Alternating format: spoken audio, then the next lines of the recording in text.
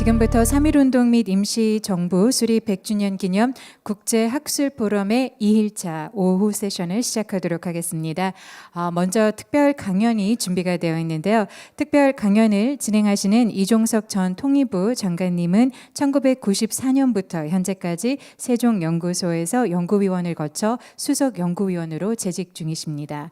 또 2001년에는 대통령 자문 정책기획위원회의 위원과 2006년 국가안전보장회의 사무차장을 거쳐 통일부 장관을 역임하셨습니다. 오늘은 한반도 냉전 구조 해체와 북방경제 실현을 위한 과제를 주제로 심도 높은 강연을 해주실 예정입니다. 이종석 전 통일부 장관님을 큰 박수와 함께 무대 위로 모시도록 하겠습니다.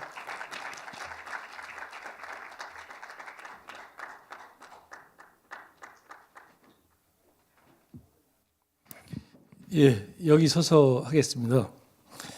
이렇게 귀중한 그 100주년 기념 학술회의에서 여러분께 말씀드릴 수 있는 기회를 갖게 돼서 저로서 참 큰 영광입니다. 제가 오늘 말씀드릴 내용은 짧은 시간이지만 한반도 냉전구조 해체와 북방경제 실현에 대한 얘기입니다. 이 얘기의 핵심은 현재 우리가 한반도에서의 냉전구조 해체를 위해서 어쩌면은 그 냉전구조 해체의 가장 마지막 걸림돌이라고 할 수 있는 그 핵 문제를 놓고, 북한 핵 문제를 놓고 비핵화 과정을 어렵게 지금 진행하고 있습니다. 그래서 한반도 냉전구조 해체 최후의 마지막 과제가 제가 볼 때는 비핵화라고 봅니다. 물론 비핵화가 됐다고 해서 모든 어려움이 다 끝나는 것은 아니지만 그래도 그 뒤에는 우리가 좀 더 수월하게 새로운 시대로 나아갈 수 있다고 생각을 하고요.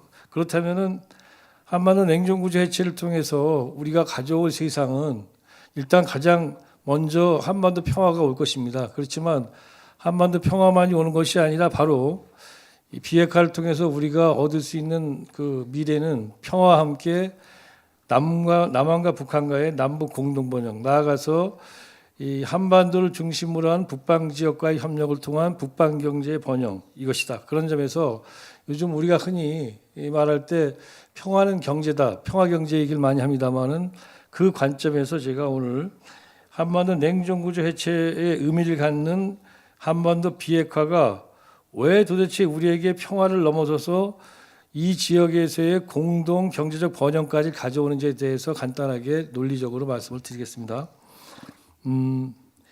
기본적으로 저는 이제 이런 생각이 일단 그 말씀 드리기 전에 먼저 한반도 냉전구조의 지금 새로운 지난 어떻게 보면은 분단이 벌써 해방과 동시에 분단이 됐으니까 분단이 74년 됐습니다.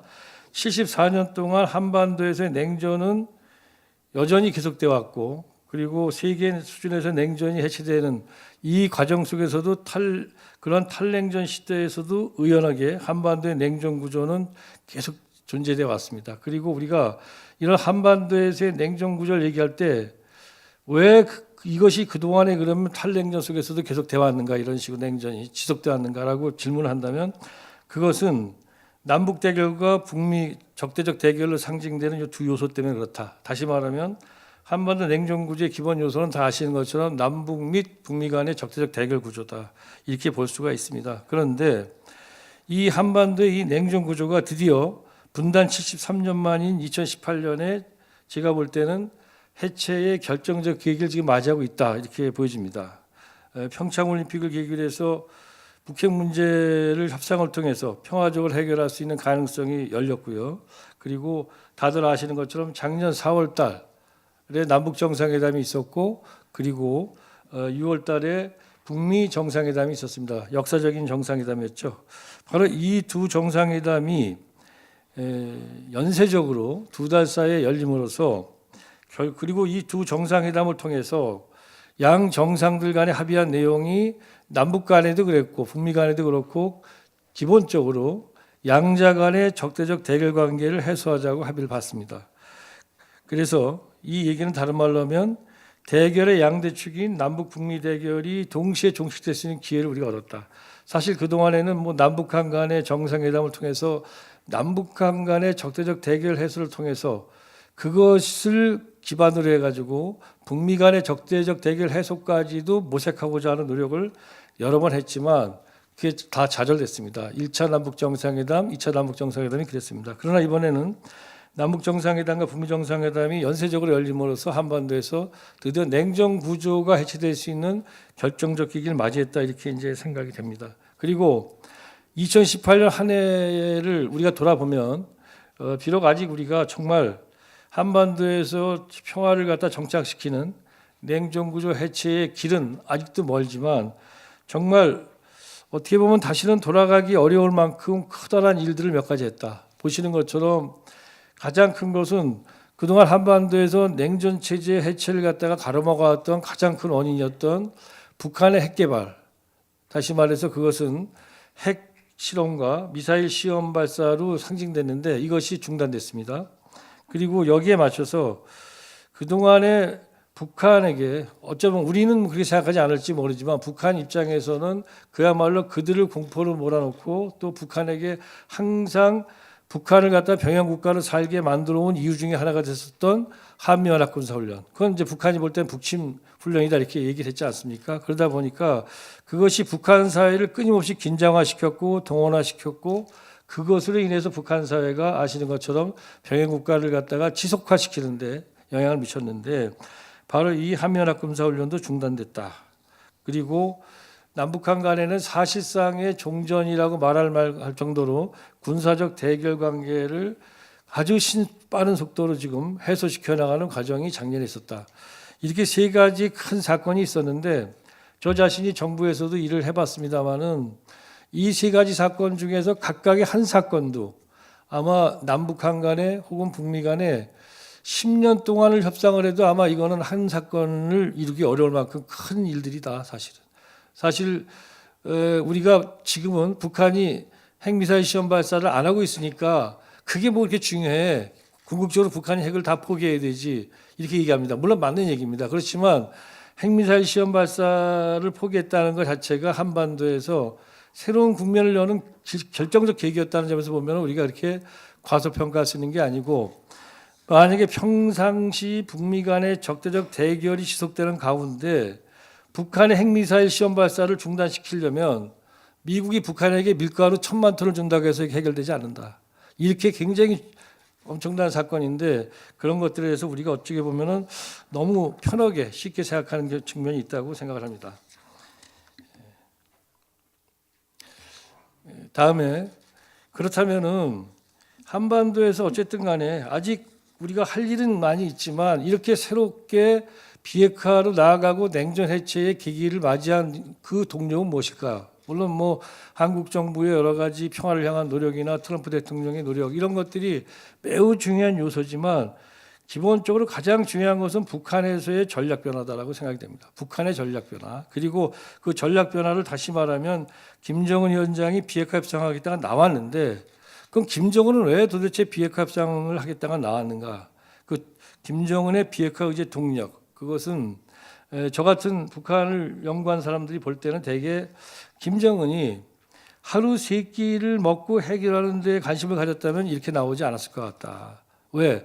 지금 북한이 유엔의 그 고강도 압박과 제재를 받으면서도 세 끼 먹는 거는 해결하고 있다는 것이죠. 문제는 김정은이 원하는 그런 북한이라는 나라는 하루 세 끼를 해결하는 게 아니라 고도 경제 성장하는 경제 부국을 원하고 그런 비전을 김정은이 가졌고 그런 비전을 가지고 나라를 갖다가 바꾸겠다는 전략의 변화를 추구했기 때문에 지금 비핵화 협상에 김정은이 나오고 있다라는 것입니다. 그래서 김정은 시대에 북한이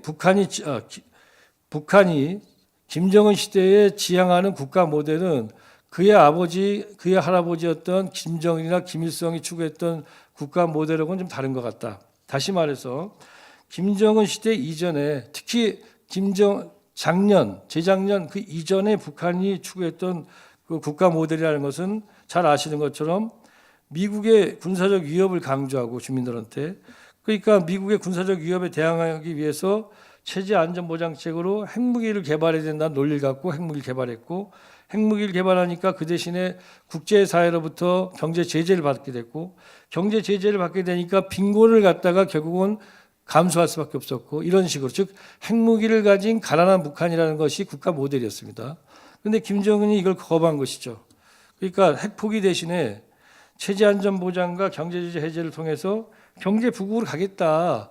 이게 이제 김정은이가 지금 갖고 있는 새로운 국가 모델입니다. 그러다 보니까 김정은의 아버지나 할아버지와 다른 그러한 비전이 바로 오늘날 비핵화 협상으로 북한이 나오게 하는 가장 큰 동력이다라고 저는 이제 보고 있습니다. 그래서 북한의 국가 전략 노선의 전환을 한마디로 표현한다면 그것은 군사주의에서 경제주의로 바뀌고 있다. 이 바뀌고 있는 과정에서 비핵화 협상도 이루어지고 있는 것이다. 이렇게 보는 겁니다. 잘 아시는 것처럼 2018년 4월 20일 날 북한이 핵경제 병진 노선 대신에 경제발전 총력 집중 노선으로 변화를 했습니다. 이 변화가 정말이냐라고 궁금해하시는 분들도 많이 있지만 이 변화, 김정은의 이러한 변화가 단순히 언술상의 변화라든가 그다음에 나름대로 외부 세계에 보여주기 위한 것이 아니라 국내적인 거대한 구조적 변화를 수발하고 있다는 걸 보여주는 것은 간단히 하나만 이제 예를 든다면 올해 김정은 신년사에 이런 얘기가 나옵니다. 이걸 보시면 이게 북한이 어떻게 변하고 있는지를 알 수 있는데요. 무기를 만드는 그 국방산업, 즉 군수공업 분야에 대해서 이렇게 얘기합니다. 군수공업 분야에서는 여러 가지 농기계와 건설기계, 협동품들과 인민소비품들을 생산하여 경제발전과 인민생활을 추동했습니다. 무슨 얘기냐면 김정은이 2018년도 북한 경제를 평가하면서 북한에서 무기를 만들어야 할 군수공장들이 주민들을 위해 가지고 농기계를 만들고 인민생활 부품을 만들었다고 칭찬하고 있는 겁니다. 우리가 알고 있는 선군 정치를 하고 있고 군사주의의 병영국가, 그 북한이 오로지 국방산업이나 군수산업은 모든 민간산업에 비교했을 때 최우선의 그런 가치를 두고 있던 사회가 거꾸로 북한 역사상 처음으로 인민경제 발전에 국방산업이 종속되는 쪽으로 역사적인 완전한 이 180도 변화가 있었다. 이런 변화가 있으려면 북한이 군사국가로부터 이제 군사국가가 아닌 일반적 국가로 이것이 전환되지 않았다면 이런 변화는 있을 수 없다는 것이죠. 그런 점에서 사실은 이러한 그 북한에서의 그야말로 국방산업 자체가 인민경제발전 부분에 종속되는 현상은 북한의 군부가 성군 정치가 아니라 일반적 군대의 위치로 격화되면서 그래서 군대를 김정은이 확실하게 장악하고 군대가 나라를 다스리던 나라를 통치하던 그런 시대를 종식시키면서 바로 이게 가능해졌다. 그래서 이런 언술 뒤에는 북한 내부의 거대한 권력 구조의 변동과 구조 변동을 사실은 함축하고 있는 것이다. 이렇게 볼 수 있겠습니다. 자, 그렇다면 김정은이 경제주의로 군사주의에서 노선을 바꾼 거는 우리들이 다 봤습니다. 실제로 여러 가지 북한에서 공식적으로 그렇게 얘기하고 있으니까요. 그러면 북한의 현재 경제 조건을 볼 때 과연 그럼 그렇게 경제주의를 바꿀 때 북한은 경제 부국이 될 수가 있는가라는 겁니다. 또 한편으로 이 질문에는 우리 대한민국은 그럼 북한하고의 경제협력을 통해 가지고 경제협력을 할 수가 있으며 남북경협이 가능하며 남북경협이 가능하다면 우리는 그러면 윈인, 다시 말하면 북한도 경제적으로 번영하지만 우리도 남북경협을 통해 가지고 번영할 수 있는가라는 질문인데요. 여기에 대한 질문은 제가 요 페이지 하나로 제가 답을 드릴 수 있을 것 같습니다. 기본적으로 김정은은 이미 대외 개방을 통해 가지고 고도 경제 성장을 하겠다는 구상을 하고 있는 거죠. 다만 그것이 지금처럼 대북 제재로 인해 가지고 외부로부터 투자가 막혀 있는 상태에서는 불가능한 거죠. 과거에는 북한이 외부 세계로 나가려고 하지 않았기 때문에 아무런 이러한 외부의 제재가 별로 북한에게 아프지 않았지만 지금은 이 개방을 통해서 경제 부국을 만들려다 보니까 대단히 아픈 상태입니다. 그렇지만 그럼에도 불구하고 김정은은 고도 경제 성장을 위해서 대개방을 추구하고 있다. 바로 이런 점에서 북한에서는 사실은 김정은이 대개방을 갖다가 전면화하고 있는데 경제적으로 이러한 김정은 위원장의 대개방의 전면화는 사실은 김정은 시대에 시작된 것이 아니고 그의 아버지인 김정일 국방위원장이 2008년에 아시는 것처럼 여름에 스트로크를 맞아서 이제 그야말로 죽음에 임박했습니다. 그러고 나서 그 김정일이 자기가 사망하기 전에 자기 아들 후계자 김정은에게 물려줄 북한은 어떤 나라여야 될 것인가라는 고민을 했던 것 같습니다. 그 고민 끝에 바로 2010년 김정일이 중국의 국가주석 후진타오를 두 차례 만나서 북한을 전면적으로 개혁개방하기를 합의를 봅니다. 그래서 사실은 북한의 개방 노선의 시작은 김정은 형제 아니라 아버지 김정일이 사망하기 전에 했고 그거를 김정은이 이어받고 있는 것이다 라는 것이죠. 그러다 보니까 북한에서의 대외 경제 개방 노선은 우리가 생각하는 것보다 훨씬 더 견고하다 이렇게 볼 수가 있습니다. 그리고 김정은 시대 들어와서는 여기 저 그림 보시죠. 저기 나와 있는 지도는 작년 11월 달에 북한에서 만든 지도입니다. 그래서 저 안에는 개성공단이 중단돼 있기 때문에 개성공단이 표시되어 있지 않습니다. 유감스럽게. 그렇지만 나머지 북한에서 과거와 달리 저렇게 기존의 5개의 경제특구 외에도 2013년에서 2017년 사이에 22개의 외부의 자본을 유치해서 경제를 발전시키고 그 경제라는 거는 과거 같은 경우는 서울 수도인 평양에서 멀리 떨어져 있는 저 외곽 지역에 있는 낮은 선봉이라든가 개성공단이라든가 이런 또는 금강산이라든가 이런 곳에 지역을 갖다가 고립시켜 놓고 거기에 노동자나 또는 관광객을 모집하거나 또 노동자가 들어가서 일을 함으로써 토지와 노동력을 사용해 가지고 달러를 벌어서 그러나 그 지역에서 이루어지는 여러 가지 다원주의적 시장 현상들이 북한 내부로는 침투해 들어오지 못하게 하는 이른바 모기장식 개방이라 그러죠. 이런 식으로 달러만을 보는 방식이 과거에 제가 통일부 장관 했던 2007년도, 2006년만 해도 그런 방식이었지만 지금 북한은 그것이 아니고 북한 전역을 개방하겠다는 그런 나름대로의 그 전략 구상을 가지고 저렇게 많은 곳을 갖다가 다 의자 유치를 통해 가지고 발전시키고 그래서 저 경제특구가 경제개발구라고 표현합니다. 경제개발구에서 좋게 발전이 되면 그 발전된 선행적 경험을 갖다가 그 바깥의 지역으로 확산시킨다라는 새로운 이른바 스필오버식 경제 전략을 갖고 있습니다. 이렇게 바뀌었다. 거기에다가 경제개혁 분야도 우리가 생각하는 것보다 훨씬 더 사실은 폭넓게 깊게 지금 진행 중에 있다.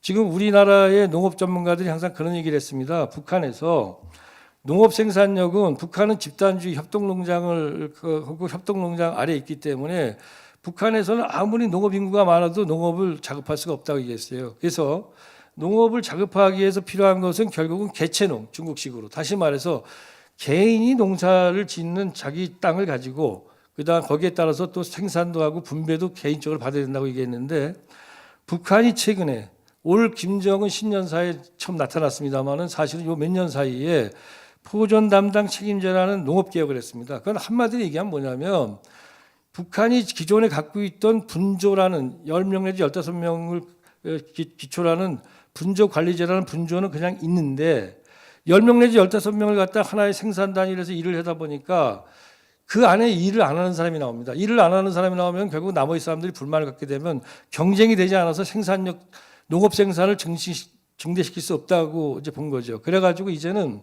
어떻게 하냐면은 그 분조는 그냥 있는데 그 안에서 사람들의 능력에 따라 가지고 모든 밭이나 논을 갖다 나눠줍니다. 그 나눠주면은 나눠준 밭 그만큼을 갖다가 자기가 열심히 경작을 하고 걸음을 내 가지고 거기서 생산이 많으면 많은 대로 더 많은 소득을 올리는 거죠. 예를 들어서 생산 계획량이 목표 계획량이 100이다 그러면은 100의 계획량을 가진 사람이 100을 생산하면은 70은 국가에 수매하고 나머지 30을 자기가 시장에 내다 팔든지 하는 이렇게 가처분을 하는데 만약에 이 사람이 열심히 해가지고 그 생산 계획 100의 그 토지에서 200을 생산했다면은 130을 자기가 가처분하는 겁니다. 이런 식으로 변화가 되면서 북한에서 사실은 농업 생산의 증대가 최근에 이루어졌다. 그러니까 여러분들이 보시면은 정말 자세히 북한을 보시는 분들은 이상한 게 하나 있습니다.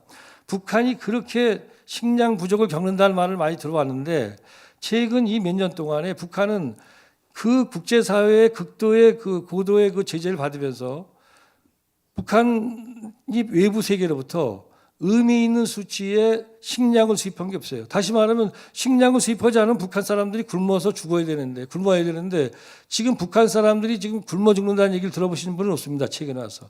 다시 말하면 북한 내부의 생산력 경쟁이 농업 생산력 경쟁이 발생하면서 북한이 지금은 웬만큼 자급하는 형태로 나가고 있다 보니까 지금은 식량 수입을 하지 않고도 버티고 있다. 그 이유가 뭐냐? 북한에서 사실은 우리가 모르는 사이에 중국하고 똑같지는 않지만 중국식의 개체능으로의 전환이 지금 이루어지고 있다는 거죠. 이만큼 근본적인 구조개혁이 지금 북한에서 일어나고 있다. 자, 그럼 북한의 경제적인 그런 개혁과 개방이 일정하게 일어나고 있다는 걸 봤으면, 그러나 북한이 만약에 가지고 있는 경제적 자원이 거의 없거나 그렇다면 우리가 북한하고 경제협력을 하더라도 그럼 결국은 협력할 게 없습니다. 그렇게 되면 우리가 결국 북한에 대해서 일방적으로 지원해 준다는 이른바 퍼주기 논란에 또 휩싸이게 될 텐데, 북한은 기본적으로 우리와 윈윈할 수 있는 자원 조건을 굉장히 많이 가지고 있습니다. 한국 경제는 과거에 오로지 노동력, 사람 하나만을 가지고 우리가 분단 국가에서 이런 정도의 OECD 문턱까지 가는 경제적인 부를 성취했는데, 북한 같은 경우는 그거 외에도 아시는 것처럼 무궁무진한 지하 자원과 그리고 우리와 똑같은 대단히 우수한 산업 노동력과 그리고 뭐 잘 아시는 것처럼 베트남도 갖고 있지 못한 수십만 명의 ICT 첨단 기술 인력을 갖고 있습니다. 거기에다가 한국의 한반도 신경제 구상과 중국의 1대1로 구상이 마주치는 그런 물리의 중심에 있어요. 그러다 보니까 북한은 만약에 우리가 북한과 경제협력을 했을 때 우리가 북한에다가 그냥 일방적으로 지원해 주는 게 아니라 우리 기업이 북한의 어떤 산업이나 기업과 마주쳤을 때는 우리도 이기나고 그들도 이기할 수 있는 윈윈의 구조를 만들어낼 수 있다. 바로 이러다 보니까 결론적으로 한반도에서의 비핵화 과정이라는 것은 남북관계 발전으로 이어지고 남북관계 발전은 남북경협을 의미하는데, 그 남북경협이라는 것은 단순히 북한에 대해서 경제적으로 지원하는 것이 아니고 북한이 가지고 있는 비교 우위 자산과 우리의 그 자본과 기술이 결합되면서 엄청난 시너지 효과가 나타나는 것이 명확하다라는 것이죠.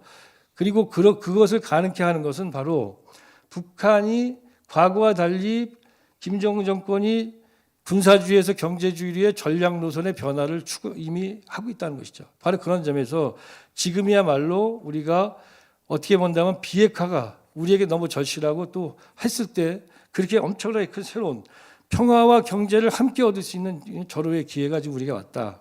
근데 제가 하나 더 말씀드리고 싶은 건 이겁니다. 자, 그럼 남북 실현 협력을 실현한다면 말씀드린 것처럼 그냥 우리가 경제학자가 아니더라도 오로지 삼면 바다만을 가지고 한국 경제를 여기까지 이루어온 우리가, 또 삼면 바다만 갖고 대륙으로 가는 모든 것이 봉쇄돼서 우리의 문화 심리적인 공간이 꽉 막힌 상태에서 살아왔던 우리가 이제는 대륙을 향해서 하나의 면을 기회창을 엽니다. 이때 우리에게 갖는 수많은 기회가 어떤 것인가는 제가 굳이 하나하나 설명드릴 필요가 없다.